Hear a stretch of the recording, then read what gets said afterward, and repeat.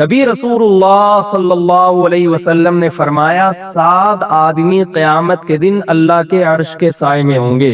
7 یظلهم اللہ فی ظلہ یوم لا ظل الا ظلہ.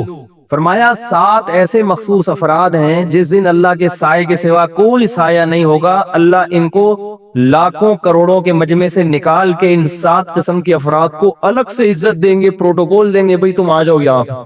آپ بتاؤ، کہیں آپ لائن میں کھڑے ہوئے ہو بل جمع کرانے کے لیے، دھوپ میں کھڑے ہوئے ہو، اور جو بل جمع کرنے والا ہے وہ آپ کا جاننے والا نکلا ہے اور آپ کو آنکھ مارے، بولے تم سائڈ سے آ جاؤ لائن توڑ کے، کتنی خوشی ہوتی ہے اس وقت؟ ہوتی ہے کہ نہیں ہوتی؟ میں ابھی سعودی عرب سے جب آ رہا تھا نا الخبر میں، تو وہ ایک تو ہماری پگڑی اور وہ اسٹائل ایسا ہوتا ہے، شکل سے پتہ چل جاتا ہے پاکستانی. تو عربوں کی کوشش ہوتی ہے کوئی چندہ بندہ، وہ سمجھتے ہیں کہ شاید چندہ مانگنے آئے ہوئے ہیں مولوی صاحب یہاں، تو ویسے ہی عزت نہیں ہوتی انسان کی. تو میں الخبر ایئرپورٹ پہ بہت لمبی لائن تھی اور فلائٹ کا ٹائم ختم ہو گیا تھا. مجھے یہ تھا کہ مسئلہ خراب نہ ہو جائے. وہ عرب آپ کو پتہ ہے ہوتے بھی بڑے سخت ہیں، وہ ہلا شلا کر کے چلو چلو کو وہ بولتے ہیں شلو. ہمارے حضرت بڑی نقل اتارا کرتے تھے عربوں کی، بڑی محبت سے فرماتے تھے، وہ کہتے ہیں شلو شلو. تو ان کی زبان سے نکلتا نہیں نا، تو مجھے یہ ڈر ہو گیا کہ اب یہ کیا کریں گے، شلو شلو نکلو یہاں سے. اور ان کو سمجھانا، اونٹ کو رکشے میں بٹھانا آسان ہے، ان کو بات سمجھانا مشکل ہے. یہ نہیں مانے گا بھائی، تو بڑا مسئلہ ہو جائے گا. وہ اللہ کی قدرت کے وہ کوئی جاننے والا نکل آیا، وہاں ہمارے کوئی ریلیٹیو تھے، انہوں نے فون کیا اس کو، تو وہ چل کر آیا، بھائی مولوی طارق صاحب کدھر ہیں؟ میں نے کہا میں ہوں. اس نے کہا چلو. مجھے شرم بھی آ رہی تھی کہ لوگ، کیونکہ میں نے تو ان سے نہیں کہا، مجھے یہ تھا کہ میرا نمبر بات کا ہے، یہ تو غیر اخلاقی حرکت ہے. لیکن میں نے کہا بھائی میں نے خود تو نہیں کہا نا اس کو. پھر مجھے وہ لطیفہ یاد آیا کہ وہ ایک مولوی صاحب چوری کے خلاف بیان کرتے تھے کہ بھئی چوری حرام ہے، اسلام میں چوری حرام ہے. گھر میں فاتحے پڑھتے تھے ان کے. تو وہ کیا ہوا، ایک دن بیوی نے کہا بھئی گھر میں کھانے کو کچھ بھی نہیں ہے، تو انہوں نے کہا پڑوسیوں کی مرغی چرا لو. بیوی نے کہا کہ آپ تو خود چوری کے خلاف اتنے بیانات کرتے ہیں، یہ مرغی چرا کے لائیں گے، یہ جائز ہوگی؟ کہنے لگے ہم صرف شوربے سے کھائیں گے، ہم بوٹی نہیں کھائیں گے. ٹھیک، شوربے سے کھائیں گے. چوری کی تو مرغی ہوگی، ہم شوربے سے کھائیں گے، بوٹیاں واپس کر دیں گے ان کو. بیوی نے کہا چلو بھائی ٹھیک ہے، آپ بڑے ہیں، جانتے ہیں زیادہ.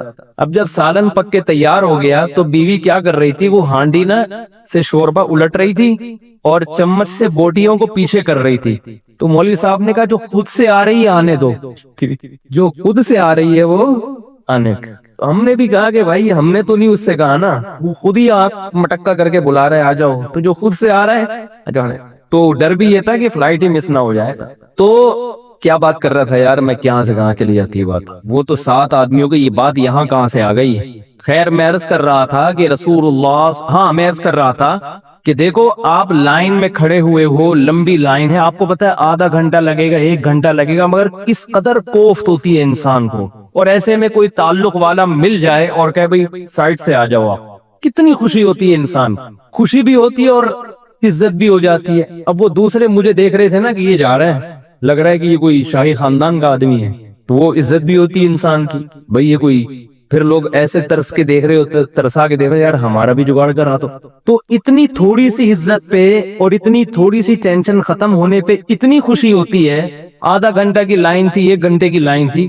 سوچو میدان حشر میں جہاں ایک دن 1000 سال کے برابر ہوگا، 50,000 سال کے برابر ہوگا، اور لوگ پسینوں میں ڈوبے ہوئے ہوں گے، وہاں فرشتہ آ کے لائن سے لوگوں کو نکالے گی. یہ 7 قسم کے افراد جن کے پاس یہ والا کارڈ ہے، 7 قسم کے افراد وہ سائیڈ پہ ہو جائیں، ان کو اللہ اپنے سائے کے تحت، سائے کے نیچے جگہ دیں گے. جب تک حساب و کتاب ہوگا وہ ایئر کنڈیشن روم میں بیٹھیں گے، ان کا اکرام ہوگا. اور اللہ کا سایہ پتہ نہیں کیا ہو، سایہ کیسا ہوگا، کتنا خوشنما سایہ ہوگا، کیسی اس میں لطف ہوگا، یہ تو اللہ ہی جانتا ہے. تو سوچو اس وقت خوشی کا کیا عالم ہوگا، کیا عالم ہوگا خوشی کا. تو وہ 7 آدمی کون ہیں؟ نبی صلی اللہ علیہ وسلم نے ارشاد فرمایا امام عادل، ایک وہ بادشاہ یا وزیر اعظم یا وہ صدر جو عدل کے ساتھ حکومت کرے. اس کا اتنا بڑا درجہ کیوں ہے کہ جب آپ کے پاس کوئی عہدہ آتا ہے تو آپ مسئول نہیں ہوتے، آپ لوگوں سے تو پوچھتے ہو، لوگ آپ سے نہیں پوچھ سکتے. بادشاہ جب آپ کے پاس آ جاتی ہے، اب آپ جو مرضی کرو، آپ کے ہاتھ میں جج بھی ہے، آپ کے ہاتھ میں آرمی بھی ہے، حکمران کیا کرتے ہیں؟ جج آپ کے خلاف فیصلہ کرنے والا تھا تو جج ہی کو مروا دیا، جج تبدیل کروا دیا۔ بہت کچھ ہوتا ہے، جس کے پاس طاقت ہوتی ہے اس کے لیے عدل کرنا بڑا مشکل ہوتا ہے، وہ عدل نہیں کرتا۔ اس لیے نبی نے فرمایا کہ وہ جتنے بادشاہ ہوں گے نا میدان حشر میں کھڑے ہوں گے، ان میں جس نے عدل کیا ہوگا، جو بہت تھوڑے ہوں گے، خلفائے راشدین ہوں گے، عمر ابن عبدالعزیز ہوں گے، عادل بادشاہ تو بہت کم گزرے ہیں، ان کو تو انگلیوں پہ گنا جا سکتا ہے۔ تو آپ صلی اللہ علیہ وسلم نے فرمایا ان لوگوں کو اللہ کیا کریں گے؟ اپنے عرش کے سائے میں جگہ دو، ان کو بولیں گے تم لائن سے ہٹ جاؤ، نکل جاؤ۔ ایسا سختی کا عالم ہوگا کہ لوگ یہ کہیں گے ہمیں جہنم کی آگ میں پھینک دو مگر اس حساب کے میدان سے نکالو ہمیں۔ انتظار جو ہے نا، انتظار، اس کی کوف بہت زیادہ ہوتی ہے، انسان کو پتہ ہی نہیں کہ میرا رزلٹ کیا ہے۔ آپ نے دیکھا ہوگا نا، رزلٹ اناؤنس نہیں ہو رہا تو لوگ کہتے ہیں بھائی ایک طرف تو ہونا معاملہ۔ بچہ جب گم جاتا ہے، اللہ نہ کسی کے بچے کو گمائے، گم جاتا ہے تو ماں باپ کیا کہتے ہیں؟ بھائی موت کی خبر آ جائے نا یہ ہمارے لیے آسان ہے، گم جائے تو ساری زندگی انتظار کی کوفت کہ پتہ نہیں کب آئے گا کب آئے گا۔ تو وہ کہتے ہیں مر جائے یہ آسان ہے، کم از کم تسلی تو ہو جائے گی نا بھائی یہ ہونا تھا۔ تو میدان حشر کی سختی میں لوگ کہیں گے کہ جہنم میں پھینک دیا جائے ہم کو، کیونکہ وہ تو جہنم دیکھی نہیں ہوگی نا ابھی، اس خوف سے نکالو ہمیں۔ سوچو اس وقت جب اللہ کی طرف سے اعلان ہوگا کہ عادل امام، اور دوسرا کون؟ فرمایا وَشَابٌ نَشَأَ فِي عِبَادَةِ اللَّهِ عَزَّ وَجَلَّ۔ عادل امام بننا تو میرے اور آپ کے اختیار میں نہیں ہے۔ پورے ملک میں ایک صدر ہوتا ہے، ایک وزیر اعظم ہوتا ہے، جو نہ میں ہو سکتا ہوں نہ آپ ہو سکتا۔ یہ والا آپشن ہمارے پاس، بولو بھائی، اس لیے کہہ رہا ہوں کہیں آپ ایسا نہ ہو کہ جنت کے جانے کے شوق میں وزیر اعظم بننے کی کوشش کرو، کچھ بھی حاصل نہیں ہوگا۔ میں بھی نہیں بن سکتا اور آپ بھی نہیں بن سکتے، بس جو بننے والے ہیں انہیں کو سدھارنے کی کوشش کرو۔ دوسرا آپشن کیا فرمایا؟ شاب نشأ فی عبادت اللہ عز وجل، وہ نوجوان۔ شاب کا لفظ کسے پتہ ہے عربی میں کسے کہتے ہیں؟ 15 سال سے لے کر 30 سال۔ علامہ ابن حجر رحمہ اللہ تعالی لکھتے ہیں شباب کی عمر 15 سال سے شروع ہوتی ہے اور 30 سال تک زمانہ شباب کا چلتا ہے۔ شباب یعنی بھرپور جوانی، 30 سے 40 بھی جوان ہوتا ہے، مگر وہ جو امنگیں ہوتی ہیں وہ آہستہ آہستہ ٹھنڈی پڑنا شروع ہو جاتی۔ 15 سے 30 سال کی جو عمر ہے نا، یہ بالکل عہد شباب۔ اس میں نبی نے فرمایا کہ جو نشأ فی عبادت اللہ، وہ اس کی جوانی جو پروان چڑھے وہ اللہ کی عبادت میں، یعنی اس عمر میں اللہ کی عبادت کرتا ہو۔ اس عمر میں واٹس ایپ پہ بیٹھنا آسان، فیس بک پہ گھنٹوں گھنٹوں لڑکیوں سے چیٹنگ کرنا آسان۔ میں نے بتایا تھا نا، فیس بک پہ کچھ لڑکے بیٹھے ہوئے تھے، سنا نام کی کوئی آئی ڈی سے کوئی انٹر ہوا، سارے آگے ایک دم، جب دیکھا سنا آئی ہے بھائی، تو غفور بھائی بھی، کلیم بھائی بھی، وسیم بھائی بھی، سب ایڈ ہو گئے، سب نے خیریت پوچھنا شروع کر دی اور سنائے، سارے جناب جنگل کی آگ کی طرح خبر پھیلی۔ کسی نے سنا سے پوچھا کہ آپ کا پورا نام کیا ہے؟ اس نے کہا ثناء اللہ۔ ستار لیفٹ، غفور لیفٹ، وسیم لیفٹ، ایک ایک کر کے سارے کھسکنا شروع۔ تو یہ جو عمر ہے نا 15 سے 30 سال، اس میں شہوت سر پہ سوار ہوتی ہے، اس کے علاوہ کوئی کام کرنے کا دل نہیں چاہتا، ہر وقت بس یہ فلمیں، ڈرامے، انٹرنیٹ، لڑکیوں سے دوستیاں، چکر بازیاں، اور اگر کوئی ان گناہوں سے بچتا بھی ہے تو لڑکوں سے دوستی لگا کے سنوکر کلب میں بیٹھا ہوگا، سارا دن کرکٹ کے میچز دیکھتا رہے گا، تبصرے کرتا رہے گا، آج اس نے اتنے چھکے مارے، آج اس نے اتنے چوکے مارے۔ کیا نتیجہ ملے گا بھائی؟ اس نے چھکے مار کے قوم کو جتوا دیا، تو جیتنے کے بعد بھی آپ ویسے کے ویسے ہی۔ پاکستان اگر ہر ورلڈ کپ میں جیتا ہوتا تو بھی آج اتنی روٹیاں ہم کھا رہے ہوتے جتنی کھا رہے ہیں، اتنے ہی صبح پراٹھے کھاتے جتنے آج۔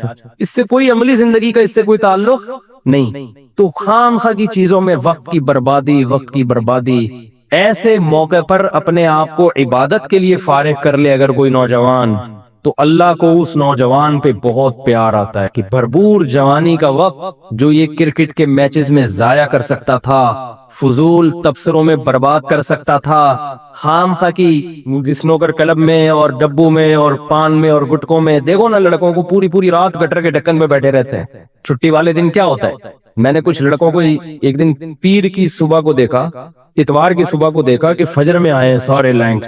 میں نے کہا یار بڑا تقوی ہے آپ سب 8-10 افراد کا جو فجر میں اٹھ کے ماشاءاللہ آپ لوگ کہہ رہے ہیں ہم سوئے نہیں، यहीं बैठे हुए थे गटर के ढक्कन पे, पूरी पूरी रात हमने कहा चलो यार अब नमाज ही पढ़ लें, आज तो पढ़े कम से कम। पूरी पूरी रात बैठ के वक्त जाया, बातें, इस उम्र में बड़ा मजा आता है। तो इस उम्र में अगर कोई अल्लाह की इबादत में वक्त गुजार ले तो जाहिर है कि अल्लाह इसको ज्यादा नवाजते हैं। और ये बात याद रखो, जिसने इब्तिदाए जवानी में कुर्बानी दे दी दीन के लिए, कोई गुनाह छोड़ दिया, बड़ा गुनाह, किसी से इश्क हो गया, अल्लाह की खातिर उस माशूक से ताल्लुक को खत्म कर दिया, कोई लत पड़ गई बेहुदा फिल्में देखने की, या और कोई गलत एक्टिविटीज में पड़ गया, ख्वाहिशात नफसानिया का गुलाम बन गया, जिना में पड़ गया, इस उम्र में अगर उसने तौबा कर ली और तौबा पर कायम रहा, तो इब्तिदाए उम्र में जो तौबा करता है सिर्फ आखिरत का फायदा नहीं होता, अल्लाह उसको दुनिया में भी बहुत नवाजते हैं और उसको मुक्तदा और रहबर बनाते हैं। जो नौजवान इब्तिदाए जवानी में तौबा करेगा, तौबा तो 99 साल में भी मकबूल है, मगर 99 साल में तौबा करोगे अपनी जात को फायदा होगा, बस दीन का काम नहीं लेंगे अल्लाह। इब्तिदाई जवानी में गुनाह छोड़ दिए, अल्लाह मुक्तदा और रहबर बना देते। इस जमाने में ये हमारा मुशाहिदा तजर्बा है, अल्लाह उसको मुक्तदा और रहबर बना देते हैं, खानदान में इज्जत अता फरमा देते हैं, उससे काम लेते हैं अल्लाह ताला बहुत। तो इसलिए जवानी की इब्तिदा में ही यू टर्न ले लो, इस उम्मीद पे तौबा को मौखर मत करो कि यार जब 40 के हो जाएंगे, जब 50 के हो जाएंगे, जब 60 के हो जाएंगे तब तौबा करेंगे। ये हमाकत और बेवकूफी है, अभी फायदा है, अल्लाह अर्श के साए में जगह देंगे। और इसलिए भी कि ये बात खूब याद रखें अच्छी तरह कि इब्तिदाए जवानी में जैसे गुनाह का जोश बहुत ज्यादा होता है, तौबा का जज्बा भी बहुत ज्यादा होता है। मैं इसकी एक मिसाल देता हूँ, नई गाड़ी की और पुरानी गाड़ी की। देखो नई गाड़ी का एक्सेलरेटर कितना जबरदस्त होता है ना, जरा सा पांव आपने एक्सेलरेटर पे रखा और गाड़ी जूम करके भागी। नहीं आ रही समझ में मेरा ख्याल? ओ भाई कभी नई गाड़ी जो चलाया, बैठे हो कभी, रेंट पे लेकर आओ और एक दफा ट्राई करके देखो, उसके एक्सेलरेटर पे आप जरा सा पांव रखोगे गाड़ी जूम करके उठती है कि नहीं उठती। लेकिन ब्रेकें भी इसी हिसाब से मजबूत, ब्रेक पे जरा सा इशारा किया वहीं जाम हो जाती है। जितनी भागने की स्पीड है ना उसकी, रुकने की रफ्तार भी उसी हिसाब से। नई गाड़ी के ब्रेक शू इतने मजबूत होते हैं कि आपने अगर ब्रेक पर मुकम्मल पांव रखा, गाड़ी कलाबाजियां खा के गिर जाएगी, मगर वहीं स्टॉप हो जाएगी, वहीं रुक जाएगी। वो जवान आदमी की मिसाल बिल्कुल ऐसे है, उसके दिल में गुनाहों की जो उमंगे होती हैं, बदनजरी का दिल चाहता है उसका, कोई औरत जा रही है दिल चाहेगा पर जाके पकड़ लो इसको मैं, इसी के साथ रक्शे में बैठ के एड्रेस बताते बताते घर तक पहुंच जाते हैं उसे। ये जवान आदमी की उमंगे होती हैं। कोई बेहुदा सीन नजर आएगा फेसबुक पे, इंटरनेट पर, दिल चाहेगा फिल्म देखूं पूरी में, जोश ऐसा होता है उसके अंदर, बहुत मुश्किल है नजर की हिफाजत। लेकिन जितना उसके अंदर जोश है ना, अगर वो इस ख्वाहिश की मुखालफत करना चाहे तो उसकी ब्रेकें भी इतनी मजबूत होती हैं। मैं नहीं कह रहा, ये बड़े बड़े उलमा ने, बुजुर्गों ने लिखा है ये। इसलिए हजरत हकीमुल उम्मा मौलाना अशरफ अली थानवी रहमहुल्लाह, जिनको हकीमुल उम्मा इसलिए कहा जाता था, वो फरमाते हैं कि अल्लाह की कसम बुढ़ापे में तौबा करना बहुत मुश्किल है, जवानी में तौबा करना आसान है। बुढ़ापे में आसाब कमजोर हो जाते हैं, तौबा के लिए नस की मुखालफत चाहिए। बुढ़ापे में आसाब कमजोर हो गए, मुखालफत नहीं होती इंसान से अपनी। बुढ़ापे में जब आसाब, देखो बीमार आदमी जो है ना, वो चाहता है मेरी मर्जी के खिलाफ सारे काम हो, सॉरी मेरी मर्जी के मुताबिक सारे काम हो, वो चाहता है ना। आपकी तबीयत खराब हो तो आप चिड़चिड़े होते हो कि नहीं होते? भाई होते हो ना यार। देखो आपको बुखार है, नजला है, खांसी, घर में पड़े हुए हो, बच्चे शोर कर रहे हैं, तो आप क्या कह रहे हो? तो पहले ही मेरी तबीयत खराब है, ऊपर से तुम चिड़चिड़ कर रहे हो, कहते हैं ना। आपको बुखार है, आप लेटे हुए बुखार में, बेगम ने कोई उल्टी बात की, आप कहे तो मैं बुखार में जल रहा हूँ, ऊपर से मुझे और तपा रही है, तो कहते हैं ना। भाई मैं सही होता, मेरी सेहत होती, फिर थे उल्टी सीधी बातें कर लेती, थोड़ा इंतजार कर लेती ठीक होने का। बीमार आदमी चूंकि कमजोर होता है, लिहाजा उसमें बर्दाश्त की कुव्वत, बोलो भाई, खत्म। अब उससे अपनी मुखालफत नहीं होती, तभी बीमार का ख्याल करना चाहिए। भाई जो वो कह रहा है कर लो। सेहतमंद आदमी अपनी मुखालफत कर लेता है। सेहतमंद आदमी के घर में बच्चे चीख रहे हैं, बर्दाश्त कर लेगा, चीख रहे हैं तो कोई बात नहीं, बर्दाश्त कर लेगा, जिसकी सेहत अच्छी है। हमारे एक दोस्त थे मदरसे में, ये मदरसे के तलबा भी बड़े शरारती होते हैं, कुछ हर एक नहीं, कुछ न कुछ हर जगह होते हैं। वो कहीं गांव से आए, تو وہ ان کا قد تھا چھوٹا، تو ہمارے کلاس میں 2-3 بڑے شرارتی طلبہ تھے، وہ ان کو نا چھوٹو چھوٹو کہہ کے ہم ان کو منع کرتے تھے یار یہ جائز نہیں ہے، لیکن وہ بس ہر جگہ کچھ 2-3 شرارتی ہوتے، وہ اس کو چھوٹو چھوٹو کہہ کے نا اس کو غصہ دلاتے تھے، اس کو غصہ آتا تھا، جب اس کو غصہ آتا تھا تو کہتے تھے تمہارے اعصاب کمزور ہیں اس لیے تمہیں غصہ آ رہا ہے۔ وہ اور تپتا تھا کہ یار ایک تو یعنی جو میرا رائٹ ہے غصہ ہونا اس پہ بھی مجھے تپا رہے ہیں، تو وہ اور بیچارہ نہ رہنا۔ تو میں اس سے کہتا تھا بھائی تو پہلے ہی چھوٹا ہے، یہ تپ کے نا اور یوں ہو کے اور نہ چھوٹا ہو جائے گا، تو ان کو تو سمجھ میں نہیں آ رہا، تو تم ان کی باتوں پہ غصہ ہونا چھوڑ دو بھائی، ٹھیک ہے بولنے تو ان کو تھوڑے دنوں میں خود ہی خاموش ہو جائیں گے، تو کیوں؟ لیکن ظاہر ہے وہ انسان کمزور ہو جاتا ہے، وہ سن کے اس کو غصہ آنا شروع ہو جاتا ہے۔ تو جب آپ کے اعصاب کمزور ہوتے ہیں، آپ بیمار ہوتے ہو، آپ پہ بڑھاپا آنے لگتا ہے، تو آپ میں برداشت کی قوت ختم ہو جاتی ہے، ختم نہیں بھی ہوتی تو کم ہو جاتی ہے، بات بات پہ غصہ آتا ہے انسان کو۔ یہ تو اللہ تعالیٰ کی بہت بڑی رحمت ہے کہ بڑھاپے میں اللہ سماعت بھی کمزور کر دیتے ہیں، بصارت بھی کمزور کر دیتے ہیں، یہ اللہ کی رحمت ہے۔ جب انسان بوڑھا ہوتا ہے نا سب چیزیں کمزور آہستہ آہستہ، نظر بھی کم آئے گا، سنائی بھی کم دے گا، یہ اللہ کی رحمت ہے، کیونکہ اگر ساری چیزیں نظر آنا شروع ہو جائے نا دور دور تک تو ساری صحیح چیزیں تھوڑی نظر آتی ہیں انسان کو، وہ غصہ ہوتا رہے گا بھئی یہ کیا ہو رہا ہے یار وہ اس کو مار کے چلا گیا، وہ سڑک پہ بندہ پڑا ہوا ہے، تو اللہ کیا کرتے ہیں اس کی نظر کمزور کر دیتے ہیں، وہ ادھر ادھر جو کچھ ہو رہا ہے اس کو نظر ہی نہیں آتا۔ اسی طرح سماعت بھی کمزور کر دیتے ہیں تاکہ سب باتیں سنائیں، سارے مسئلے تو یہی ہوتا ہے نا، میں سب کچھ سمجھ میں آ رہا ہوتا ہے کون کیا کہہ رہا ہے۔ اب ہر آدمی صحیح بات تو نہیں کرتا نا، کوئی غلط کر رہا ہے کوئی صحیح کر رہا ہے، غلط بات پہ جوان آدمی کہتا ہے چلو کر رہا ہے تو کیا کرے میری بلا سے یار، تھوڑا سا غصہ آئے گا۔ بوڑھا آدمی جب سنے گا غلط بات تو اس کو اندر اللہ اس کو سننے ہی نہیں دیتے، کہتے تمہیں پھر اگر سنائی دے گا تو سمجھ میں نہیں آئے گا، دماغ کمزور۔ یہ جو بوڑھوں کے دانت کمزور ہوتے ہیں اس میں فائدہ کیا ہے؟ اگر ان کے دانت ایسے ہو نا جوانوں والے تو وہی انڈے پراٹھے کھانا شروع کر دیں گے، معدے میں ہضم کرنے کی طاقت ختم ہو گئی، اللہ دانت ہی گرا دیتے ہیں کہ بھئی اب دلیا کھاؤ، تاکہ یہ سب کے ساتھ ہوگا۔ میں کسی خدا نخواستہ کسی بزرگ کی توہین نہیں کر رہا، کسی کو میں کوئی توہین مقصد نہیں، یہ تو سب کے ساتھ ہوگا، یہ تو زمینی حقائق ہیں۔ تو جب یہ ساری چیزیں کمزور ہوں گی تو اعصاب بھی کمزور ہوں گے کہ نہیں ہوں گے؟ توبہ جو ہے نا یہ بریک ہے، بریک۔ تو جیسے نئی گاڑی کے ایکسیلیٹر میں بہت طاقت ہوتی ہے، اسپیڈ بہت ہوتی ہے، ایسے ہی بریکیں بھی بہت مضبوط، جدھر لگاؤ گے ادھر ٹھا کر کے رک جائے گی گاڑی۔ اور پرانی گاڑی میں کیا ہوتا ہے، آپ نے ایکسیلیٹر پہ پاؤں رکھ کے کھڑے ہو گئے، تھوڑا تھوڑا آہستہ آہستہ اٹھنا شروع ہوگی۔ میرا پرانی گاڑی کا بھی تجربہ ہے، ایک دفعہ میں نے کہیں سے کسی کا جنازہ خرید لیا، کوئی 1975 کی کرولا تھی، انہوں نے بہت ٹوپی کرائی مجھے کہ اتنی زبردست گاڑی، وہ بیچنے والا تو ایسے ہی کرتا ہے نا، وہ ایسے قلابے ملا دیے، ہم نے وہ جنازہ خرید کے لے آئے، بعد میں لوگوں نے کہا تو جنازہ ہے بھائی کسی کا اٹھا کے لے آیا۔ اب میں جب اس کے ساتھ گاڑی چلا رہا ہوں، پہلا ٹرائل میں نے لیا تو میں بریک لگا رہا ہوں تو لگی نہیں رہی، میں نے کہا یار یہ بریک کیوں نہیں لگ رہی؟ انہوں نے کہا یہ تھوڑا دیر بعد جا کے لگے گی، 4 دفعہ آپ اس کو لگائیں گے تو 5ویں دفعہ میں یہ لگنا۔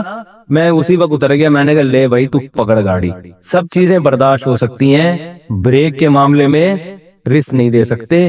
کوئی سامنے آ گیا بندہ، 5-6 آپ نے لپیٹ دیے، چھٹے پہ جا کے اس کی پھر بریک لگی، میں نے کہا تو فری میں بھی دو گے؟ نہیں لوں گا بھائی۔ تو پرانی گاڑی ہے نا، ایکسیلیٹر نہیں ہے، اسپیڈ نہیں ہے، بہت ٹائم لگائے گی اٹھنے میں، گناہوں کی طرف رغبت نہیں ہے اتنی، مگر تھوڑی سی بھی رغبت اگر پیدا ہو گئی اس کو ختم کرنا پھر بس میں نہیں ہوتا۔ وہ دل چاہتا ہے کر لو، اگر نہیں کرو گے اس کی طبیعت میں چڑچڑاپن پیدا ہوگا، ڈسٹرب ہوگا اندر سے، صحت خراب ہوگی اور سر مارے گا کبھی اس دیوار سے کبھی اس دیوار سے جا کے۔ اس لیے جوانی میں ان گناہوں کی لت کو ختم کر دو تو ہو جائے گی۔ خدا کی قسم بڑھاپے میں بہت مشکل ہے، بہت مشکل ہے بڑھاپے میں، اور بڑھاپے میں بھی گناہ ہوتے ہیں۔ حدیث میں آتا ہے نا کہ اللہ قیامت کے دن بوڑھے زانی کی طرف نظر اٹھا کے نہیں دیکھیں گے، اس سے پتہ چلتا ہے کہ بوڑھا بھی زنا کر سکتا ہے۔ اب بوڑھے میں زنا کیسے کرے گا؟ اس میں تو جسمانی طاقت ختم ہو گئی۔ ہمارے حضرت فرمایا کرتے تھے جسمانی طاقت تو ختم ہو گئی مگر شہوت کبھی بھی ختم نہیں ہوتی، وہ نہیں کبھی بھی ختم ہوتی، وہ موت تک رہتی ہے انسان کے ساتھ، وہ کبھی بھی ختم نہیں ہوتی۔ تو اس لیے جوانی میں اگر توبہ کر لی، ابھی جیسے گناہوں کی طرف طبیعت مائل ہے، بریکیں بھی الحمدللہ مضبوط ہے۔ ہمارے ایک دوست تھے، ان کو بدنظری کی عادت پڑ گئی، پھر انہیں علماء کے بیانات سنے تو انہوں نے مجھے آ کے بتایا کہ اب میں نے اپنے آپ کو چیلنج کیا ہے کہ کسی عورت کو تو دیکھ کے دکھا دے، اپنے آپ کو چیلنج، مقابلہ ہے، یہ چیلنج انسان جوانی میں کرتا ہے کہ بھئی اب تو نظر اٹھا کے دکھا، دیکھتا ہوں تیرے میں کتنا دم ہے، اور کہہ رہے پھر میں نہیں اٹھائی، میں بہت دل چاہتا تھا جب کوئی کنوارے تھے، ابھی شادی ہو گئی الحمدللہ، تو کہہ رہے بہت دل چاہتا ہے جب کوئی عورت گزرتی ہے نظر اٹھا کے دیکھوں، مگر میں اپنے آپ کو وہی ہے نا بریک لگا لی نا، بریک پاؤں آ گیا، بریک رک گئے۔ اور جوانی میں ایک فائدہ یہ بھی ہے کہ گناہ سے جب توبہ کرو گے تو اپنے آپ کو گناہ پر سزا دینا بھی آسان ہے۔ دیکھو اگر گناہ کیا آپ نے تو توبہ کا طریقہ کیا ہے، اپنے لیے کوئی سزا متعین کرو۔ اگر میں نے نظر اٹھا کے کسی عورت کی طرف دیکھا، 500 روپے صدقہ کروں گا، یہ چپٹ اپنے آپ کو لگائی کہ نہیں لگائی؟ یہ جوانی میں لگ جائے گی، بڑھاپے میں مشکل ہوگی، کیونکہ 500 روپے ہر آدمی کا اپنا حساب ہے، جو مالی بعض لوگوں کے لیے 500 کی ویلیو ہے، بعض کے لیے 5000 بھی کچھ نہیں ہوتے۔ اگر آپ کی تنخواہ 1 لاکھ ہے تو آپ 5000 صدقہ کر دیں، صحیح ہے نا؟ اگر آپ کی تنخواہ 20,000 ہے تو آپ 500 روپے جرمانہ رکھ لیں۔ تو یہ جرمانہ جب ادا کرو گے تو نفس کی مخالفت ہوگی، دل کو تکلیف ہوگی، یہ تکلیف جوانی میں برداشت کرنا آسان، بڑھاپے میں اگر پیسے دیے تو ہارٹ اٹیک سے مرنے کا خطرہ ہوگا، 500 روپے چلے گئے میرے، 100 روپے چلے گئے میرے۔ اور یہ حدیث سے ثابت ہے مضمون، نبی صلی اللہ علیہ وسلم، جو میں جتنی باتیں کر رہا ہوں نا یہ قرآن و حدیث سے ثابت ہے۔ نبی صلی اللہ علیہ وسلم نے ارشاد فرمایا، صحیح حدیث ہے، سنو غور سے، فرمایا یحرم ابن آدم ویشب فیہ اثنتان الحرص علی المال وطول العمل۔ بہت اہم حدیث ہے، میں سمجھتا ہوں محمد صلی اللہ علیہ وسلم کی نبوت کی بہت بڑی دلیل ہے یہ حدیث۔ یہ الفاظ نبی کی زبان کے علاوہ کسی اور زبان سے جاری ہو ہی نہیں سکتے، اتنی گہری علم کی بات ہے اس میں۔ یہ تو بڑے بڑے ماہر نفسیات آج تحقیق کے بعد اس بات کو ثابت کرتے ہیں، اور وہ بھی اتنے خوبصورت الفاظ میں ثابت نہیں کرتے، اتنے خوبصورت ورڈنگ اور اتنے پیارے الفاظ میں اس مضمون کو ثابت کیا۔ وہ کیا ہے؟ آپ صلی اللہ علیہ وسلم نے فرمایا، انسان جیسے جیسے بوڑھا ہوتا ہے، خوب اچھی طرح سمجھو، اور کسی اور کے بارے میں نہیں کہ آپ اپنے علاقوں کے بوڑھوں کو دیکھنا شروع کر دیں، یار یہ ایسے ہیں، اپنے بارے میں ہر آدمی، میں اپنے بارے میں یہ حدیث بیان کر رہا ہوں کہ میں اپنے گریبان میں جھانک کے دیکھوں۔ کیا فرمایا نبی نے؟ یحرم ابن آدم، انسان یعنی آدم کی اولاد جیسے جیسے بوڑھی ہوتی ہے، یشب فیہ اثنتان، 2 چیزیں اس میں جوان ہونا شروع ہو جاتی۔ دیکھو انسان جب بوڑھا ہوتا ہے تو ہر چیز بوڑھی ہوتی ہے نا، اس کی آنکھیں بھی بوڑھی ہو جائیں گی، سماعت بھی بوڑھی ہو جائے گی، گھٹنے بھی بوڑھے ہو جائیں گے، پاؤں بھی بوڑھے، ہر چیز سے بڑھاپا جھلکتا ہے نا، جذبات بھی بوڑھے ہو جائیں گے، شوق بھی بوڑھے ہو جائیں گے، لیکن آپ نے فرمایا 2 چیزیں کیا ہوتی ہیں اس میں؟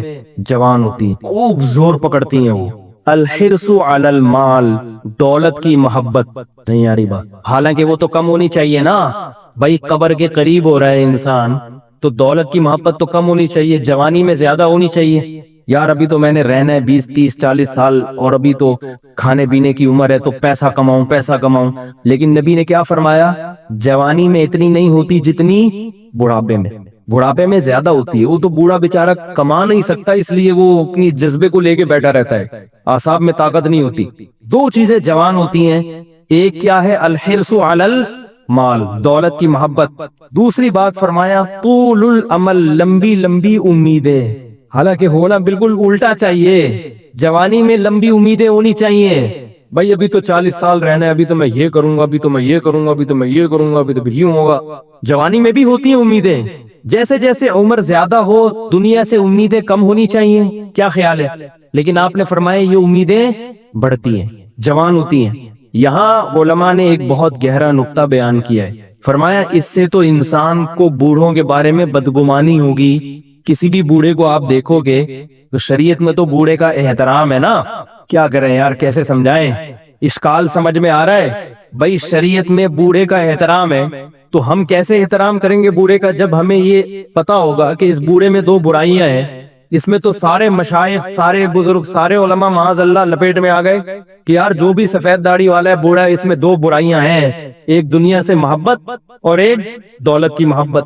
تو یہ تو بری چیز ہے نا، اس سے تو انسان کو نفرت ہوتی ہے۔ تو علماء نے بیان کیا کہ حدیث کے الفاظ یہ نہیں ہیں کہ انسان جب بوڑھا ہوتا ہے تو 2 چیزیں پیدا ہوتی ہیں، نا نا نا نا، 2 چیزیں اس میں جوان ہوتی ہیں۔ جوان وہی چیز ہوتی ہے جو پیدا پہلے ہو چکی ہو، تو کیا مطلب اگر جوانی میں یہ چیزیں تھیں تو بڑھاپے میں کم نہیں ہوں گی، بڑھے گی۔ جوانی میں تھی ہی نہیں تو پھر بڑھاپے میں جوان نہیں ہوگی، کیونکہ پیدا ہی نہیں تھی، تو جو چیز ہے ہی نہیں تو وہ جوان اور بوڑھی کہاں سے ہوگی۔ اگلی دفعہ میں فوج کو بلاؤں گا سمجھانے کے لیے، پولیس تو کئی دفعہ بلائی ہے مگر سمجھ میں نہیں آیا۔ تو اس حدیث سے پتہ کیا چلتا ہے؟ تو کیسے نپے تلے الفاظ ہیں نبوت کے، کوئی حرف بھی نبی کی زبان سے ایسا نہیں نکلا جس کو آپ پکڑ کے اس پہ اعتراض کر سکیں۔ کوئی حرف نہ ہمارے نبی کی زبان سے ایسا نہیں نکلا۔ حضرت حکیم اختر صاحب رحمہ اللہ تعالی فرمایا کرتے تھے، علوم نبوت یہ دلیل نبوت ہیں۔ نبی کی جو تعلیمات ہے نا، یہ تعلیمات خود نبی کے نبی ہونے کی دلیل ہے۔ 1400 سال پہلے جب نہ لکھنا پڑھنا آپ صلی اللہ علیہ وسلم جانتے تھے، نہ کوئی ایسی چیزیں سائنس اور ٹیکنالوجی اور ایسے جو ہے فلسفہ وجود میں آیا تھا، اور پیدائشی یتیم ان کی زبان سے اللہ نے کیسے الفاظ نکلوائے۔ تو اس حدیث سے کیا پتہ چلتا ہے کہ جوانی میں ان دو برائیوں کو ختم کر لو تو بڑھاپا اچھا گزرے گا۔ جوانی میں اگر ختم نہیں کی اور یہ سوچا کہ یار ابھی تو میں جوان ہوں، کوئی بات نہیں یار، ابھی تو مجھے امیدیں لگانے دو، ایک پلاٹ میں بحریہ ٹاؤن میں لے لیتا ہوں، 10 پلاٹ گلشن معمار میں لے لو، 2-4 اگر ادھر ہو جائیں تو پھر ایسا کروں گا شیخ چلی کی طرح منصورے بنا رہا ہے بیٹھ کے۔ کسی نے سمجھایا بھائی تو اپنی قبر کو دیکھ، بولو بھائی جب 40 45 50 کے ہو جائیں گے قبر کے قریب تو پھر دیکھ لیں گے قبر کو۔ تو حدیث میں اس نظریے کی نفی ہے کہ نہیں پھر نہیں دیکھے گا، ابھی 20 پلاٹ جمع کرنے کا شوق ہے نا، تو جب تھوڑا بوڑھا ہوگا تو 40 پلاٹ کا شوق پیدا ہو جائے گا، یہ بڑھے گا کم نہیں ہوگا۔ ابھی سے ختم کر لو، اس ابھی بریک لگا دو، بعد میں بریکیں فیل ہیں۔ نئی گاڑی ہے ابھی بریک لگا لو، گاڑی کے پرانا ہونے کا انتظار کرو گے تو بریک شو بھی پرانے ہو چکے ہوں گے۔ 25-30 بندوں کو مار کے چوتھی دفعہ میں جا کے لگے گی، اور وہ بھی جب لگائے، ورنہ تو آج کل ایسی بریکیں فیل ہوتی ہیں بڑھاپے میں پھر سیدھا ہی نہیں ہوتا انسان۔ اس کی ایک اور دلیل جو میں دعویٰ کر رہا ہوں، اس کی ایک اور دلیل، یہ تو حدیث سے دلیل ہے، بزرگوں کے اقوال سے دلیل، ایک مشاہدے سے دلیل۔ مشاہدہ بھی تو ایک دلیل ہے نا۔ دیکھو جیسے گناہگار گناہوں سے توبہ کرتا ہے، ایسے ہی کافر جو توبہ کرتا ہے وہ کس جرم سے کرتا ہے؟ کفر سے۔ یہ بھی تو ایک جرم ہے نا کفر، جس پہ اس کو قربانی دینی پڑتی ہے، اور کافر کی قربانی مسلمان کی قربانی سے زیادہ ہے، کیونکہ کافر جب قربانی دیتا ہے اسے پورا خاندان چھوڑنا پڑتا ہے، اپنا پورا مذہب تبدیل کرنا پڑتا ہے، وراثت سے محروم ہونا پڑتا ہے۔ ایک عیسائی اگر مسلمان ہو گیا اب اسے عیسائیوں کی وراثت نہیں ملے گی۔ بیوی کا نکاح، بیوی نے اگر اسلام قبول نہیں کیا نکاح ختم ہو جائے۔ عیسائی عورت کا تو خیر برقرار رہتا ہے، لیکن اگر اس کے اپوزٹ ہو، مرد جو تھا وہ عورت مسلمان ہو گئی اور مرد عیسائی ہے، اور مرد نے اسلام قبول نہیں کیا تو نکاح ختم ہو جائے گا۔ تو کتنی بڑی قربانی ہے عورت کے لیے، کتنی بڑی قربانی۔ ہندو کے لیے بہت بڑی قربانی ہے اپنے مذہب کو چھوڑنا، عیسائی کے لیے بہت، اور ان کی عورتوں کے لیے تو اور بڑی قربانی ہے، کیونکہ عورت تو پورے خاندان سے کٹ جاتی ہے، بچوں سے محروم ہو جائے۔ میں ایسی عورتوں کو جانتا ہوں، عیسائی عورت نے اسلام قبول کیا، بچے باغی ہو گئے، شوہر نے چھوڑ دیا، خاندان نے نکال دیا اس کو، مگر اللہ کے دین پر ڈٹی رہی ہے مضبوطی سے۔ یہ عورتوں کی قربانی ہے۔ تو یہ بھی تو بریک ہے نا کہ جس کفر میں اور جس عیاشی میں جا رہے تھے اس عیاشی سے واپس ٹرن لے لی۔ تو کافروں میں جو اسلام قبول کرنے کا ریشو ہے وہ 99.99% جوانوں میں ہے، بوڑھوں میں نہیں ہے۔ حالانکہ بوڑھے کے لیے توبہ کرنا آسان ہے، اس نے ساری زندگی شباب کباب میں گزار دی، اب اگر وہ 90 سال میں اسلام قبول کرتا ہے تو اسلامی تعلیمات کو فالو کرنا بہت آسان ہے اس کے لیے۔ سود کھانے کے لیے منہ میں دانت ہی نہیں ہے، اب تو حلال کھانے کے لیے دانت نہیں ہے تو سود کہاں سے کھائے گا وہ؟ شراب پینے کے لیے جگر، شراب کو ہضم کرنے کے لیے جگر میں طاقت ختم ہو گئی، زنا کی ویسے ہی طاقت ختم ہو گئی، اب کیا جا رہا ہے بھائی؟ تو اسلام قبول کر لے، اور اگر خاندان تجھے اول تو نکالے گا نہیں، اس بڑھاپے میں اگر اسلام قبول بھی کر لو گے لوگ بولیں گے پردادا کا دماغ خراب ہو گیا کیا کرنا، وہ تھوڑی بائیک آؤٹ کریں گے، انہیں ٹھیک ہے بھائی پڑھا رہے وہاں نماز پڑھ لیا کر۔ لیکن بوڑھا ایک بھی میں نے نہیں دیکھا غیر مسلموں نے جس بوڑھے نے اسلام قبول کیا، میرے ماں کو ہے ایسے، میں نے اپنی زندگی میں نہیں دیکھا۔ میں نے جتنے غیر مسلم اسلام قبول کرتے ہوئے دیکھے ہیں وہ سب شباب دیکھے ہیں، 15 سے لے کے 30 سال تک بالکل ابتدائی جوانی میں، حالانکہ ابھی ان کی عیاشی کی عمر شروع ہوتی ہے۔ ان کے مذہب میں شراب کی بھی اجازت، ان کے مذہب میں زنا کی بھی اجازت، ان کے مذہب میں سود کھانے کی بھی اجازت، ان کے مذہب میں عبادت صرف ہفتے میں 1 دن، وہ بھی نہ کرو تو کوئی مسئلہ نہیں۔ اسے پتہ ہے ادھر میں کنورٹ ہوا، اسلام قبول کیا، آگے سنگلاخ چٹانیں ہیں میرے راہ میں کھڑی ہوئی ہیں، اور رمضان کے روزے ہیں، پھر سب سے بڑا تو خاندان کا بائیکاٹ۔ مگر ابتدائی جوانی میں جب عیاشیوں کا وقت تھا، وہ توبہ کر کے اسلام قبول کر لیتی۔ ان کی عورتیں بھی کرتی۔ میں نے بتایا نا کہ ہندو لڑکی کہ میرے پاس فون آتا ہے، مسائل پوچھتی ہے، اس نے ہندو خاندان کی، جو ہندو کی جو بڑی اونچی ذات ہے نا، اونچی ذات جو ہندوؤں کی ہے نا، اس میں اسلام قبول کرنا اور مشکل ہے، کیونکہ وہ نہیں چھوڑتے، وہ مار دیتے ہیں، کہتے ہیں ہم تو بڑے اونچے خاندان کے لوگ ہیں تو اسلام کیسے قبول کی۔ اس لڑکی نے، نوعمر لڑکی نے گھر میں اسلام قبول کیا، رمضان کے چھپ کے روزے رکھے، اتنی گرمیوں کے چھپ چھپ کے نمازیں پڑھ رہی ہے۔ ابھی مجھے 1 سال سے رابطے میں نہیں، مجھے نہیں پتا کیا حال ہوا اس کا، لیکن کتنی بڑی قربانی ہے، اس کو کیا مل رہا ہے اس پہ، خاندان بھی گیا۔ اور اس نے مجھے بتایا کہ اگر میرے گھر والوں کو پتا چل گیا تو مجھے جان سے مار دیں گے، جان سے مار دیں۔ کسی نے اس کو تبلیغ نہیں کی، خود اس کے دل میں خیال آیا کہ یہ جو ہم اپنے ہاتھ سے پتھر بناتے ہیں، بت بناتے ہیں، صبح و شام انہی کو ہم ہی مٹھائیاں کھلا رہے ہیں، یہ ہمارے معبود کیسے ہو؟ اس نے مجھے اپنے گھر کے نا بت کی تصویر بھیجی تھی، بت رکھا ہوا ہے، مشٹنڈا بیٹھا ہوا ہے، اس کے سامنے اس کے ابا اماں صبح صبح مٹھائی رکھ کے گئے تھے، اس نے مجھے تصویر بھیجی کہ یہ مٹھائی ہے، یہ ہمارے بھگوان صاحب ہیں، یہ بھگوان کا ساشا ہے، اتنا ستا ہوا ہے۔ بھگوان بھی بہت مختلف قسم کی پیکنگ میں آ رہے ہیں نا، ایک بڑے والے بھگوان ہوتے ہیں، ایک بھگوان کے جیسے ہمارے ہیں نیڈو کا ایک بڑا ڈبہ ہوتا ہے، مہمان آئے تو بھائی نیڈو کا ایک ساشا لے آؤ یار، 1 کپ چائے بنانی ہے، پتی کا ساشا لے آؤ۔ تو ان کے ہاں بھی ہے کہ اصل بھگوان تو وہ مندر میں جا کے مراد ہے، فی الحال بھگوان چھوٹی پیکنگ میں بھی گھر میں رکھے ہوئے کہ کوئی ایمرجنسی میں اگر کوئی کام پڑ جائے تو یہ چھوٹا والا بھگوان۔ اب ظاہری کامن سینس کی باتیں تو نہیں ہیں، تو عقل کہتی ہے، تو اس کی لڑکی کی عقل نے کہا کہ یہ غلط ہے، اسی کو ہم مٹھائی کھلا رہے، مٹھائی بھی نہیں کھا رہا، صبح سے رکھی ہوئی اس کے سامنے، ناک پہ مکھی بیٹھے تو اڑا نہیں سکتے۔ اللہ نے قرآن میں کیا فرمایا، یا ایھا الناس ضرب مثل فاستمعوا له۔ ہمارے حضرت جب یہ آیت پڑھتے تھے نا، ایسا جوش آتا تھا، حضرت کے چہرہ سرخ ہو جاتا تھا۔ حضرت نے ایک بیان، حضرت نے ہمارے بیان کیا، تو وہ بیان ہم لوگ لکھا کرتے تھے نا واعظ کی شکل میں، تو حضرت نے وہ بیان جب کیا تو ریکارڈ بھی ہوا وہ بیان، تو حضرت وہ ریکارڈنگ میں آیت میں کہیں اونچ نیچ ہو گئی تو حضرت یہ آیت دوبارہ ریکارڈ کروا رہے تھے، تو جب حضرت نے میں بیٹھا ہوا تھا اور ایک اور ہمارے ساتھی تھے وہ بیٹھے ہوئے تھے حضرت کے سامنے، ہم وہ لکھ رہے تھے آیت، حضرت نے یہ آیت پڑھنا شروع کی، یا ایھا الناس ضرب مثل فاستمعوا له، اے لوگو، اے انسانوں، ایک مثال بیان کی جاتی ہے، فاستمعوا له، اسے غور سے سنو، غور سے۔ اللہ کیسے پوری دنیا کے سارے انسانوں سے خطاب، ان کو متوجہ کیسے کر رہے ہیں اپنی طرف، اے لوگوں صرف مثال بیان کر رہا ہوں میں، اسے غور سے سنو، غور سے۔ ان الذین تدعون من دون اللہ، اللہ کو چھوڑ کر تم جن کو پکارتے ہو، چاہے وہ مزار کے بابے ہوں، چاہے وہ جنات ہوں، چاہے وہ فرشتے ہوں، چاہے وہ پتھر کے بنے ہوئے بت ہوں، فرمایا ان الذین تدعون من دون اللہ لن یخلقوا ذبابا، ہرگز ہرگز ایک مکھی بھی پیدا نہیں کر سکتے، ایک مکھی بھی۔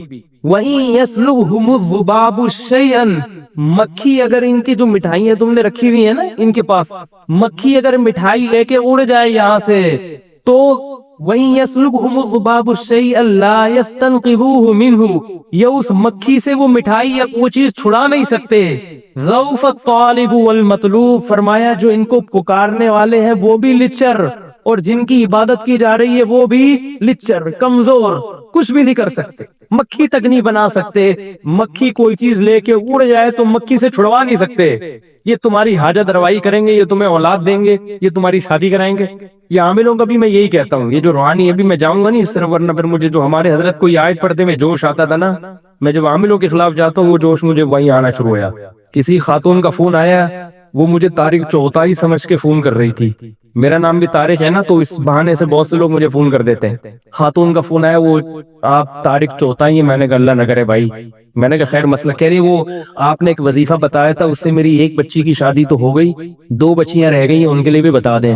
میں نے کہا کہ اللہ کی قسم وہ اس وظیفے سے نہیں ہوئی تھی، وہ ویسے ہی ہو گئی تھی. باقیوں کی بھی دعا کریں ویسے ہی انشاءاللہ ہو جائے. میں نے کہا اس سے جا کے تحقیق کریں اس کے اپنے خاندان کی بچیوں کی کتنوں کی شادیاں نہیں ہو رہی. اگر یہ وظیفوں سے ہو رہی ہوتی اس کی اپنی کتنوں کی نہیں. اب میں نے کہا آج کل تو شادیاں ویسے ہی نہیں ہو رہی ہیں. بندے کریں گے تو ہوں گی نا شادیاں. یہ جو آپ لوگ کتنے ہیں یہاں جو میرڈ ہیں سارے کمانے بیٹھے نا یہاں پہ. جب کرو گے ہی نہیں عمریں نکلیں گی تو الٹے لٹک کے وظیفے پڑھو سیدھے لٹک کے وظیفے پڑھو کچھ بھی کرو ہو گئی. ابے بھائی روٹی کھاؤ گے نہیں تو پیٹ میں جائے گی وہ جو مرضی کرو. جب مردوں نے نکاح کرنا ہی چھوڑ دیا ہے 40 سال کی عمر میں تم نکاح کرو گے تو لڑکیوں کی شادی کہاں سے ہوگی. اور ماں باپ اپنے بیٹوں کو شادی کرنے نہیں دیتے. لڑکے کو کہاں کرنے دیتے شادی اور روتے کہ ہماری بیٹیوں کا رشتہ نہیں آ رہا. تو بھائی اس لیے نہیں آ رہا کہ دوسرے کے باپ بھی اپنے بیٹے کو شادی نہیں کرنے دے. ایک چھوٹی سی بات کہہ دوں وہ موضوع آیا ہے تو چھوٹی سی پھر میں اصل موضوع کو بس سمیٹتا ہوں. آپ ذرا گچی پکڑ کے رکھیں اس کی. آج کسی کا فون آیا کہ وہ ہماری کوئی خاتون تھی وہ بیوہ ہو گئی تھی ہو گیا تھا فلانا ہو گیا تھا. اب بڑی مشکل سے ان کا ایک جگہ رشتہ طے ہو گیا ہے 1 سال کے بعد شادی. میں نے کہا 1 سال کے بعد کیوں ہے. کہہ رہے وہ لڑکا کہہ رہا ہے کہ میں پہلے اپنے پاؤں پہ کھڑا ہو جاؤں. میں نے کہا آپ لوگوں کی طرف سے تو دیر نہیں ہے نا. کہہ رہے نہیں لڑکا کہہ رہا ہے میں پہلے گھر بنا لوں میں کمرہ بنا لوں میں یہ کر لوں. میں نے کہا ان کے گھر میں کوئی کمرہ نہیں ہے. کہہ رہے ہاں وہ ہے. میں نے کہا کیا وہ کھاتے نہیں ہیں. بھی کھاتے ہیں صبح ناشتہ بھی. تو میں نے کہا اگر آپ لوگوں کی طرف سے یہ شرط ہوتی نا کہ نہیں ہم اپنی بہن کو یا بیٹی کو اس حالت میں نہیں بھیجیں گے اس کے لیے پہلے ڈیفنس میں بنگلہ بھائی ہر ایک کا اپنا ایک معیار ہوتا ہے نا لڑکی والوں کا. تو سمجھ میں آتا ہے کہ بھئی آپ اس کنڈیشن میں بھیجنے پر آمادہ نہیں ہو. اگر آپ آمادہ ہو اور سامنے والا آمادہ نہیں ہے وہ بہت بڑا بیوقوف ہے. وہ کہنا تو بہت بیوقوف بہت ہلکا لفظ ہے اس کے لیے لیکن کیا کریں بھئی تقدس بھی تو ہے نا کوئی مسجد کا اور اسی پہ کلپ آ جائے گا تو پاگل ہے بھائی. جب مرد کو عورت کی ضرورت زیادہ ہوتی ہے میں نے کہا 1 سال وہ بندہ بیوی کے بغیر عورت کے بغیر گزارا کیسے کرے گا. ہماری سمجھ میں نہیں آتا بھائی. اس ماحول میں جب تمہیں لڑکی خود اپنے حقوق سے دستبردار ہو رہی ہے وہ کہہ رہی ہے کہ بھائی میں اسی روکھی سوکھی میں تمہارے ساتھ گزارا کر لوں گی تو لے آؤ یار فوراً لے آؤ. جا کے بولو ٹھیک ہے اور کیا چاہیے گھر بھی بنتا رہے گا تنخواہ بھی ہوتی رہے گی. یا تو وہ راضی نہ ہوتی نا. تو میں نے ان کو فون پہ کہا میں نے کہا اللہ کا بہت بڑا فضل ہو گیا کہ اللہ نے مجھے مولوی بنا دیا ورنہ میں بھی ایسا مہنجو ہوتا. معاشرہ تو ایسے ہی لوگ پیدا کر رہے ہیں. کیسے 1 سال خدا کی قسم روزے رکھ کے گزارا ہو سکتا ہے. میرا یہ نظریہ ہے اس ماحول اس معاشرے میں عورت کے بغیر 1 سال گزارا ہو جائے اور آدمی بھی جوان ہو اور وہ بھی آدمی بھی ہو اور 1 سال عورت کے بغیر وہ گزارا کر لے اس کو لیبارٹری میں لے جا کے رکھ دو اس کو گینس بک آف ورلڈ اس کا نام لکھوا دو. کیسے گزارا کرے گا. یہ زندگی کا ہر وقت کی ٹینشن ہے. یہ تو خواہشات نفسانی جو ہے یہ شہوت ہے تو جسم کی ریکوائرمنٹ ہے. جیسے بھوک لگتی ہے نا چاہے کتنے نیک ہو کتنے پرہیزگار ہو بھوک تو لگے گی بھائی. چاہے تبلیغ میں چلے لگا لو 4 منٹ لگا لو اور ڈبل ہو جائے گی بھوک. تبلیغ میں نکل کے آدمی واقعی میدا بڑا ٹائٹ ہو جاتا ہے ڈبل کھانا کھاتا ہے. اس کو ختم نہیں کر سکتے. صحابہ نہیں ختم کر سکے تھے بھائی. عثمان ابن مظعون رضی اللہ تعالیٰ عنہ سفر میں ہوتے تھے کہتے تھے ہم بیوی کے بغیر سفر کرتے تھے ہم پہ بہت شہوت سوار ہو جاتی تھی ہم بہت پریشان ہوتے تھے. صحابی جو نبی کی صحبت اٹھاتے ہیں اتنے پریشان ہو گئے کہ انہوں نے نبی سے اجازت مانگی کہ یا رسول اللہ آپ ہمیں اجازت دیں ہم کوئی ایسی چیز کھائیں کہ ہم خسی ہو جائیں نامرد ہو جائیں. ہم سے گزارا نہیں ہوتا عورت کے بغیر سفر میں. تو آپ صلی اللہ علیہ وسلم نے فرمایا کہ نہیں تمہیں خسی ہونے کی اجازت نہیں ہے. کیا فرمایا تزوج الودود الولود فانی مباہی بکم الامم. فرمایا نکاح کرو. نکاح کیا مطلب سفر میں کر لو کسی سے نکاح. یہ نہیں کہ ابھی جائیں گے تو پھر اس 6 مہینے استخارے نکالیں گے پھر لڑکی والے آئیں گے تو پھر لڑکے والے جائیں گے. اتنا ٹائم نہیں ہے بھائی اتنا ٹائم نہیں ہے. سفر میں گئے ہو کوئی رشتہ میسر ہے شادی کا گھر میں فون کر کے ابا کو بتا دو ہو گئی ہے. صحابہ کا ایسا ہی ہوتا تھا ابا ہو گئی. آج پتہ نہیں کیا عذاب بنا لی اللہ کے بندو. 1 سال کیسے گزارا کرتے ہو خدا کی قسم میری سمجھ میں نہیں آتی. یا تو کوئی بہت نیک ہے اتنا نیٹ کلین پاک صاف ہے ایسا ہے تو مجھے بتاؤ میں اس سے اصلاحی تعلق قائم کرنا چاہتا ہوں. بھائی ہمیں تو ایسے لوگ چاہیے بیوی کے بغیر بھی رہیں 1 سال اور جوان بھی ہوں اور پھر بھی گناہ کا ان کے دل میں خیال نہ آئے اور ایسے پاک صاف زندگی. یا تو وہ کچھ اور مخلوق ہے کسی اور جنس کا آدمی ہے یا وہ بہت نیک ہے میں اس سے بیعت ہونا چاہتا ہوں. میں بیعت ہونا چاہتا ہوں. بھائی ہم بھی اسی معاشرے کے انسان ہیں تو کیسے پاگل پنا ہے کہ میرا بھی کمرہ. بھائی تمہیں جب کوئی نعمت مل رہی ہے یہ ایسے ہی ہے جیسے روٹی سامنے رکھی ہوئی آپ کے روٹی کہہ رہی ہے کہ مجھے کھا لو اور آپ کو بھوک بھی لگ رہی ہے اور آپ کو نہیں میں نہیں کھا رہا میں پہلے ڈیفنس میں ایک بنگلہ بناؤں گا, اس کی چھت پہ ایک ہوٹل بناؤں گا, وہاں بیٹھ کے کھاؤں گا. تو آپ اپنا ہی نقصان کر رہے ہو نا. جو 1 سال آپ کو صبر کرنا پڑے گا یہ خود اپنے لیے ٹینشن ہے. اور یہ بات یاد رکھو, یہ حیا کے خلاف ہے, مگر ایک سائنسی حقیقت ہے, اس لیے بتا رہا ہوں میں کہ نکاح میں جتنی تاخیر کرو گے نا سیکچول پاور اتنی کم ہوتی چلی جائے گی, کیونکہ انسان کی جو قوت استعمال نہیں ہوتی وہ قوت آہستہ آہستہ کم ہو جاتی, فارغ ہوتے چلے جاؤ گے. یہ میڈیکلی آپ کو جسمانی نقصان ہوتا ہے, کیونکہ جو قوت آپ کی استعمال نہیں ہو رہی نیچرل طریقے سے, گناہوں میں نہیں, حلال اور نیچرل جو طریقہ ہے, اگر نہیں ہوگی تو آہستہ آہستہ آپ کی جسم اس معاملے میں کمزور, اوپر سے بڑے اٹے کٹے ہو گئے, باڈی بلڈر بنا ہوا ہے, کٹس دکھا رہے ہیں لوگوں کو, لیکن اندر سے کیا ہو جائے گا, مردانہ قوت اس میں آہستہ آہستہ ختم ہو جائے گی, کیونکہ جو قوت استعمال نہیں ہو رہی تو وہ قوت ختم ہو جاتی ہے. آپ چلنا چھوڑ دو تو آپ کے ٹانگیں مفلوج ہو جائیں گی کہ نہیں ہو جائیں گی, کیونکہ ٹانگوں کا کام ہے چلنا. اگر آپ نے ٹانگوں سے چلنے کا کام نہیں لیا تو ٹانگیں کیا ہو جائیں گی, سننا چھوڑ دو گے تو سماعت ختم ہو جائے گی, دیکھنا چھوڑ دو گے بصارت ختم ہو جائے گی. تو اسی طرح اللہ نے جو انسان میں ایک ڈیزائرز رکھی ہیں, اگر یہ استعمال نہیں ہوں گی تو آہستہ آہستہ کمزور ہوتے چلے جاؤ. خیر میں جلدی سے وہ موضوع سمیٹتا ہوں, کیا بات چلی. تو میں یہ عرض کر رہا تھا کہ نبی صلی اللہ علیہ وسلم نے کیا فرمایا کہ بڑھاپے میں یہ 2 چیزیں جوان ہوتی ہیں, تو اس لیے جوانی میں ختم کر لو تو فائدے میں رہو گے. جوانی میں دنیا سے محبت ختم کر دو. کیسے ختم ہوگی؟ دنیا کمانا منع نہیں ہے, دل لگانا منع ہے. وہ کیسے, بڑا لمبا موضوع ہے, جلدی سے سمیٹ کے بس ختم کرتا ہوں. خلاصہ اس کا یہ ہے کہ انسان جب اپنے اوپر یہ چیز مسلط کر لیتا ہے نا کہ دنیا مسافر خانہ ہے, سفر ہے, تو پھر دنیا سے محبت خود بخود اس کو ختم ہو. پھر جو چیز آ رہی ہے ٹھیک ہے, نہیں آ رہی تو بھی ٹھیک ہے. جیسے ٹرین میں آپ سفر کر رہے ہو, لاہور اترنا ہے, آپ نے سیٹ مل گئی, لیٹنے کی جگہ مل گئی, ٹھیک ہے.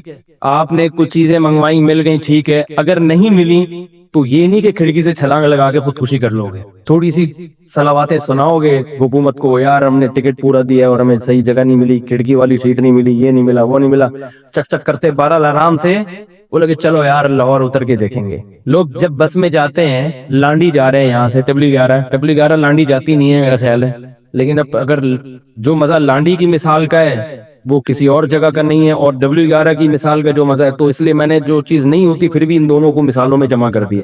ہمیں مزے سے مطلب ہے, ہمیں سے کیا مطلب ہے. وہ ایک شاعر نے شعر کہا کہ گر مصور تیری صورت کھینچے, ایک شاعر نے پہلا مصرع کہا اپنی محبوبہ کی شان میں, گر مصور تیری صورت کھینچے, تو اس نے تقاضا کیا بھی اس کا دوسرا مصرع ملاؤ, یعنی دوسرا ایسا ہونا چاہیے نا کہ مصور اگر تیری صورت بنانا چاہے تو اتنی خوبصورت ہے کہ وہ بہت عرصہ لگے گا اس کو بنانے میں. تو یہ دوسرا مصرع شاعر نے تقاضا کیا کہ بھی جوڑ کا لے کر آؤ کوئی, گر مصور تیری صورت کھینچے. تو دوسرے شاعر نے کہا گر مصور تیری صورت کھینچے, تو اسے اس کام کے لیے 2.25 مہینے چاہیے. ٹھیک ہے, یہ شعر ہے. اس نے کہا یہ کیسا شعر ہے, اس نے کہا جو مقصد تھا مفہوم تھا ہو گیا نا بھائی, یعنی یہ 2 منٹ کا کام نہیں ہے, 2.25 مہینے لگیں گے. اتنی خوبصورت ہے تو کہ اگر وہ تیری صورت بنانے بیٹھے, اس نے کہا 1.25 کی کیا پخ لگانی, تو 2 ہی کہہ دیتا, یہ 3 کہہ دیتا. تو ہمیں بھی مضمون سے مقصد ہے. اب آپ لانڈی جا رہے ہیں, W11 میں بیٹھ کے, سیٹ مل گئی تو بھی ٹھیک ہے, نہیں تو آدمی پائیدان پہ سفر کر کے گزر جاتے ہیں. یہ یار یہاں سے اترنا ہے, لانڈی جانا ہے, وہاں اپنا ایئر کنڈیشن روم ہے, آرام سے بیٹھیں گے. اب یہ تھوڑی کہ آپ کو پائیدان پہ جگہ ملی ہے تو آپ ٹینشن لے رہے ہو, یار میری تو زندگی تباہ ہو گئی. لوگ فون کرتے ہیں مجھے, حضرت پریشانیوں میں گھر گیا, اور کہاں اللہ غفور ہے, کہاں اللہ رحیم ہے, کہاں گیا وہ اللہ, میں تو ساری زندگی میری تو ٹینشن میں گزری, ہائے یہ ہائے یوں. میں نے کہا مر جا بھائی, تو ایسے ہی کہتا ہوں. ایک صاحب کا میرے پاس فون آیا, میں خودکشی کر رہا ہوں, اور میں تو یہ اور اللہ کو برا بھلا کہنا شروع کر دیا. میں نے پہلے محبت سے اس کو سمجھایا ہے, میں نے کہا ایسا نہیں ہوتا, اللہ کے بندو تمہیں کھانے کو ملتا ہے, تمہیں رات سونے کو مل جاتی ہے, وہ موج مستی اور کیا چاہیے بھائی. نبی نے کیا فرمایا, جس کو 2 وقت پیٹ بھر کے روٹی مل جائے, رات کو سونے کی جگہ مل جائے, اور جسم کسی بڑی بیماری سے محفوظ ہو, اللہ نے گویا پوری دنیا کی دولت سمیٹ کے اس کو دے دیے. باقی سب غریبی چل رہا ہے, باقی سب بھی دوڑ ہے کہ یار اس کے پاس تو کتنی بڑی گاڑی ہے, میں رکشا کیوں چلا رہا ہوں. یہ صرف مقابلہ ہے. یہی رکشا اگر پرانے زمانے میں کسی کو دے دیا جاتا تو وہ کسی کو سلام نہیں کرتا, ٹھیک ہے نا, وہ سلام نہیں کرتا کسی کو. پرانے زمانے کی گاڑیاں دیکھی ہے بادشاہوں کی, وہ پرانی ایسی پھٹی جیسی گاڑیوں میں جا رہے ہوتے تھے, اور لوگ جھک جھک کے سلام کر رہے ہوتے تھے، وہ گاڑی اب کوئی بیٹھ کے سفر تو کرے، یہ صرف کمپٹیشن میں۔ تو اگر دنیا کو مسافر خانہ سمجھ لو گے تو کمپٹیشن کا تصور دماغ سے نکل جائے گا، کیونکہ منزل سب کی کیا ہے؟ قبر ہے۔ وہ جو کرولا میں جا رہا ہے 25 لاکھ کی 40 لاکھ کی، مرے گا وہ بھی محمد شاہ کے قبرستان میں آپ کے ساتھ والی قبر میں آ جائے گا، اس کے ساتھ رکشے والا ہوگا، اس کے ساتھ کوئی بریگیڈیئر ہوگا، ادھر موچی کی قبر ہوگی، ادھر کوئی قصائی لیٹا ہوا ہوگا، ادھر جناب کوئی وزیر اعظم کی قبر ہوگی، ادھر کسی کلر کی خبر ہوگی۔ اندر جانے کے بعد سب حساب کتاب، بولو بھائی، اوپر سے 21 توپوں کی سلامی ہوتی ہے، اندر سے کچھ بھی نہیں ہوتا۔ اندر سب کی میتیں ایک جیسی ہوتی ہیں، سب کی آنکھیں ابل کے باہر آئی ہوئی ہوتی ہیں، سب کی کیڑے اتنے ہی ہوتے ہیں۔ کیڑے یہ نہیں دیکھتے کہ 17 گریڈ کا آفیسر تھا تو اس کو چھوٹی ٹائپ کے کیڑے ہونے چاہیے، اس پہ مکوڑے کم ہونے چاہیے۔ بھائی یہ صرف سانس جب تک چل رہا ہے اس وقت کی کہانی ہے، ادھر سانس رکا، ادھر آپ کی عزت، شہرت، دولت سب دھڑام سے نیچے۔ ایسے جیسے W11 سے تو آدمی پھر بھی تمیز سے اترتا ہے نا، یہاں دھکا دے کے نکالا جائے گا، آپ کو کھڑکی سے اٹھا کے باہر پھینکیں گے۔ یہ ایسا سفر ہے، W11 سے اپنی مرضی سے اترتے ہو، اپنی مرضی سے اترتے ہو، یار یہ والے گیٹ سے اترو، یہ والے گیٹ سے اترو، ادھر سے جا رہے ہو تو کہتے کنڈکٹر کہتے نہیں ادھر سے گھوم کے جاؤ، اپنی مرضی سے آپ اترتے ہو، اور یہاں آپ کو دھکا دے کے نکالا جائے گا۔ آپ نہیں چاہ رہے ہوگے کہ میں مروں، آپ کہو گے یار میرے اتنے بنگلے ہیں، میری اتنی گاڑیاں ہیں، یہ ابھی میں کہاں سے مر سکتا ہوں یار۔ رپورٹ تو یہ ہے کہ بھی میرے مرنے کا کوئی مناسب نہیں ہے۔ اگر فرشتہ ہم سے موت سے پہلے مشورہ لے تو کہ بھئی آپ کا کیا خیال ہے، اب آپ کو مر جانا چاہیے، تو ہم میں سے کوئی ایسا ہے جو کہے گا کہ ہاں مناسب یہی ہے؟ کوئی کہے گا؟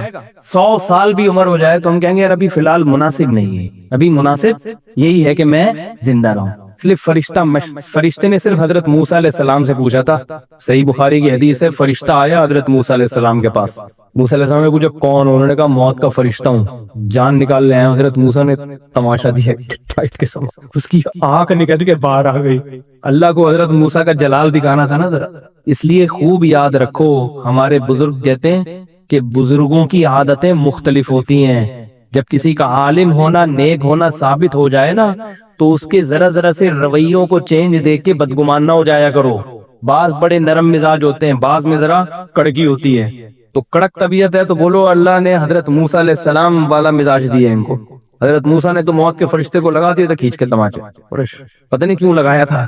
اس نے جا کے شکایت کی اللہ سے، اللہ تو نے کس بندے کے پاس بھیجا ہے؟ کیونکہ حضرت موسیٰ نے کہ تماچا تو مشہور تھا نا، تو ہم سے نہیں فرشتہ پوچھے گا آ کے، ہمیں بس کیا کہ نکلو یہاں سے۔ تو جب نکلنا ہی ہے، جانا ہی ہے، تو بھائی کرولا مل جائے ٹھیک ہے، تھوڑی مٹھائی کھلا دیا کرو، کھا لیا کرو، نہیں تو رکشا بہتر ہے، چنچی سب سے بہتر۔ کتنا اچھا لگتا ہے چنچی میں پیچھے بیٹھا ہوا آدمی جا رہا ہوں، کتنا اچھا لگتا ہے نا، اس کا اپنا ایک مزہ ہے۔ اور چرسیوں سے عبرت حاصل کیا کرو، چرسیوں سے۔ چرسی ہوتے تو گناہگار ہیں لیکن ان کی زندگی بڑے مزے، کیونکہ یہ نہ ان کو عزت کی فکر رہتی ہے، نہ دولت کی فکر، ان کو صرف پاؤڈر چاہیے۔ ہیروئن چی کو صرف پاؤڈر چاہیے، ان کی ایک ہی تمنا ہے کہ پاؤڈر مل جائے۔ ان کو پاؤڈر اگر مل گیا بہت مزے ہی مزے۔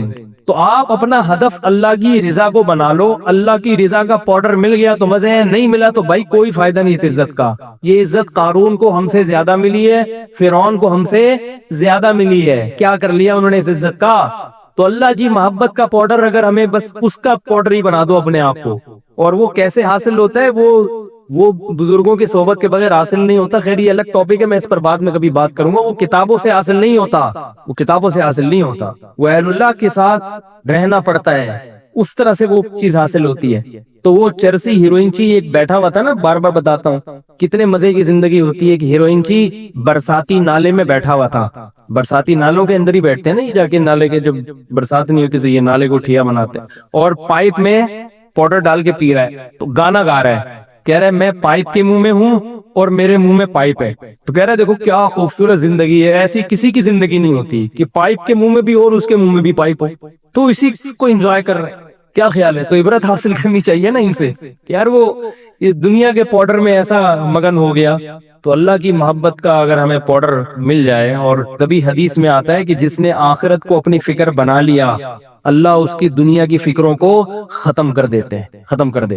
اور جس نے آخرت کو نہیں بنایا تو دنیا کی فکریں بکھیر دیتے ہیں اللہ تعالیٰ۔ ہر فکر کیا وہ چاہتا ہے، یہ بھی مل جائے، یہ بھی مل جائے، یہ بھی مل جائے، یہ بھی مل جائے، ہر چیز اپنی مرضی کی مل جائے، مجھے سکون میں نہیں آئے گا کبھی بھی۔ فجر کی سنتیں رہ جائیں تو کب پڑھیں؟ کیا ہم فجر کی نماز کے بعد سنت پڑھ سکتے ہیں؟ بعض لوگ بولتے ہیں کہ تم پڑھ سکتے ہو اور بعض لوگ کہتے ہیں کہ نہیں، بلکہ طلوع آفتاب کے بعد پڑھ سکتے ہو۔ اس بارے میں رہنمائی فرمائیں عاصم نصیر کشمیر سے۔ یہ مسئلہ علماء کے مابین اختلافی ہے۔